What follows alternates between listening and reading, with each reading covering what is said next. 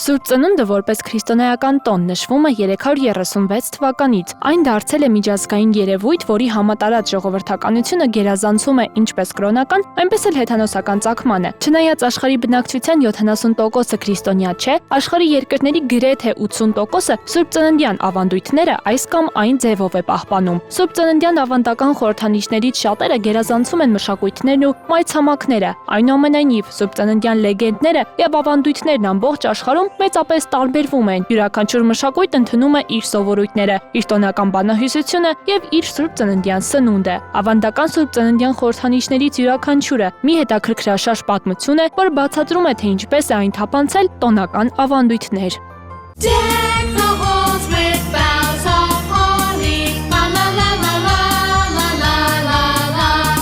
Հոլի ճյուղերը կամ փշարմատը հայտնի դարձավ Սուրբ Ծննդյան Deck the Halls երգի բացման տողով։ Երգը գրվել է շոտլանդացի կոմպոզիտոր Թոմաս Օլիֆանտի կողմից 1862 թվականին, օգտագործելով ուելսյան մեղեդի, որը թվագրվում է 16-րդ դարով, բայց կարմիր հատապտուղներով բույսը ձմեռային կարևոր աքսեսուար է եղել շատ ավելի վաղ, քան նրանք հպարտանում էին մեր բնորոշ ամանորյա զարդարանքների շարքում։ Հին դրույթները հիանում էին բույսի ճկունությամբ եւ այն համարում էին հավերժական կյանքի խորհրդանիշը։ Հռոմեացիները այն կապում էին Սատուրնին, գյուղատնտեսության ու բերքահավաքի իրենց աստծուն, եւ դրա ճյուղերը կախում էին Սատուրնալիա տոնի ժամանակ։ Քրիստոնյաներն այս խորհրդանիշն ընդունեցին շատ տարիներ անց, դրան նոր նշանակություն տալով։ Նրանց համար կարմիր հատապտուղները խորհրդանշում էին Քրիստոսի արյունը, իսկ սրածայր տերևները խորհրդանշում էին փշե պսակը, որը դրված էր Քրիստոսի գլխին, երբ նրան խաչեցին։ Հաճախ կարող են գտնել զարդարանք սպիտակ աղավնու տեսքով, որը դրվում է տոնածառի ճյուղերի միջև, բայց ինչու։ Սպիտակ աղավնիները դարեր շարունակ եղել են ծառերի սիրված զարդարանք եւ Սուրբ Ծննդյան խորհրդանիշ։ Աղավնիներին Սուրբ Ծննդի հետ կապելու գաղափարը ծագել է Աստվածաշնչում, հետևելով 3 իմաստուններին, որոնք մանուկ Հիսուսին որպես նվեր բերեցին ոսկի, հովիվները տարան նրան ավելի համեստ նվերներ՝ մրգեր, մեղր եւ աղավնիներ։ Աղավնին, որը բազմիցս հիշատակվում է Աստվածաշնչում, անձնավորեց խաղաղությունը երկրի վրա եւ տոնական սեզոնի ընթացքում դարձավ խաղաղության ավանդական խորհրդանիշը։ Տոնածառ աղավնիներով զարդարելու ժողովրդականությունը մեծացել է զարդարված տոնածառի տարածման աճին զուգահեռ։ Թեև որոշ քրիստոնյաներ սկսեցին տոնածառ զարդարել 16-րդ դարում, այն համաշխարհային ժողովրդականություն ձեռք բերեց միայն 19-րդ դարի կեսերին։ Ծառը աղավնիներով զարդարելը դրան տալիս է ավանդական եւ դասական տեսք։ Այս զարդերից շատերը իրենց արտաքին տեսքով իրատեսական են, լինի դա պլաստիկ է, փետուր է, թղթ է կամ էլ պատրաստված դեկորատիվ ապակոց։ Ոմանք աղավնիներ են դնում ծառի վրա միմյանցից տարբեր հեռավորության վրա, բացելով թևերը, ասես դրանք թռչում են։ Մյուսները աղավնիներին տեղադրում են այնպես, որ նման լինեն ուլունքների կամ ծաղկեպսակների, որոնք զարդարում են ծառը, օգտագործելով իրենց ոտքերը կամ էլ բացված կտուցները։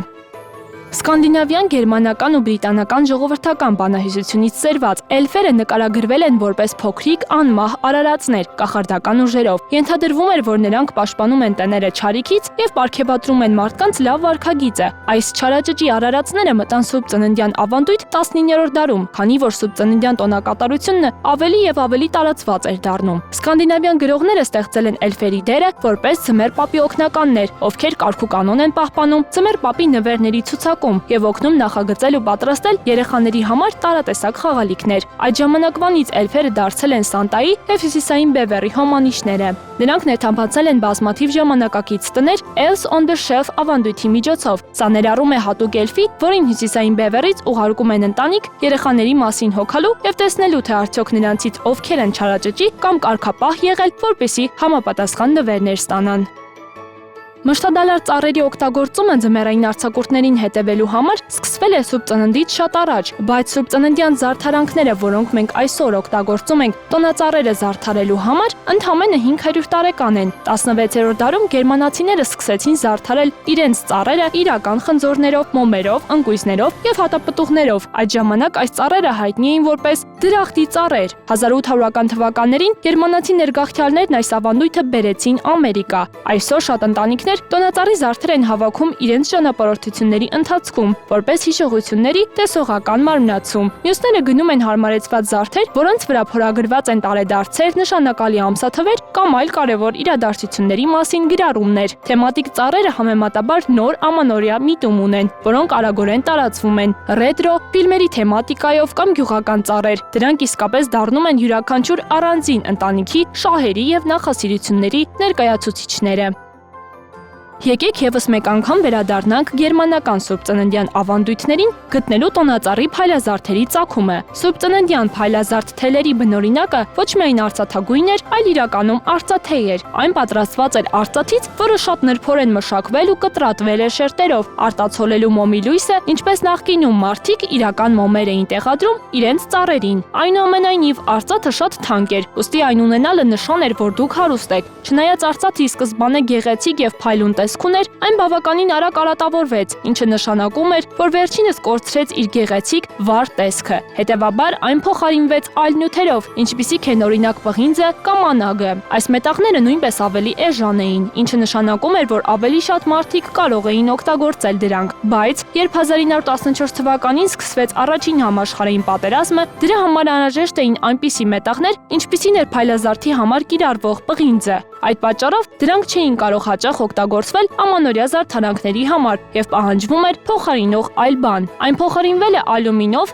սակայն հրդեհ է առաջացել, հետո փոխարինվել է կապարով, բայց պարզվել է, որ այն թունավոր է։ Այսպիսով մարդկանց բախտը երկար ժամանակ չի բերել ճիշտ մետաղի ընտրության հարցում։ Այսօր փայլազարդը պատրաստվում է մի նյութից, որը կոչվում է պոլիվինիլ քլորիդ։ Այն հատուկ մշակված է, որպեսզի գեղեցիկ եւ փայլուն տեսք ունենա։ Մեղրաբլիթը Սուրբ Ծննդյան ամենատարածված աղանդերներից մեկն է, սակայն իրականում այս տոնական ավանդույթը սկսվել է գերմանական Սուրբ Ծննդյան թխվածքաբլիթներից, որոնք հայտնի են որպես Լիբքուխեն թխվածքաբլիթներ։ Զարմանալիորեն 13-րդ դարի վանականներին է վերագրվում գերմանական այս կոճապղպեղով թխվածքաբլիթի ստեղծումը։ Լեգենդը ցույց է տալիս, որ թխվածքաբլիթները լայն տարածում գտան, երբ 1487 թվականին Ֆրեդերիկ III կայսրը քաղաքի 4000 երեխաներին նվիրեց իր դիմանկարով թխվածքաբլիթներ։ Պարզվել է, որ կոճապղպեղը պահածոյացվելու հատկություններ ունի, եւ հենց այդ ժամանակ է, որ այն սկսվել է օգտագործել տորթերի եւ թխվածքաբլիթների բաղադրատոմսերում։ Մերձավոր Արևելքից Եվրոպա վերադարձած խաչակիրները համեմունքներ էին բերում, իսկ կաթոլիկ վանականները դրանից թխվածքներ էին պատրաստում եւ սեղմում կաղապարների մեջ։ Նյուրնբերգի գիլդիայի Լիբքուխեն թխվածքաբլիթների որակն այնքան բարձր էր, որ այն նույնիսկ որպես արժույթ օգտագործվում էր քաղաքային հարկերի վճարման համար։ Այն համարվում էր նաև պետությունների ղեկավարների եւ թագավորական ընտանիքների արժանի նվեր։ Ենթադրվում է, որ կոճապղպեղով առաջին թխվածքաբլիթները Միացյալ Նահանգներ են բերել շվեյցարացի կաթոլիկ վանականները, ովքեր 1854 թվականին հիմնել են Ինդիանայի Սուրբ Մեյնրադ եկեղեցին։ Վանականները հիվանդներին մեղրաբլիթներ էին նվիրում եւ դրանք թխում տոնական առիթների ժամանակ։ Թեմատիկ թխվածքաբլիթներ եւ Սուրբ Ծննդյան քաղցր տներ թխելը Միացյալ Նահանգներում դարձել է ավանդույթ, որը դեռևս հայտնի է այսօր։ Բացի կոճապղպեղից, դարչինը հաճախ օգտագործվող ամենատարածված համեմունքն է թխվածքաբլիթների բաղադրատոմսերում։ Մեխակը, մշկընկույզը, հիլը եւ երբեմն անիսոնը համեմունքներ են, որոնք նույնպես օգտագործվում են տոնական թխվածքաբլիթներում։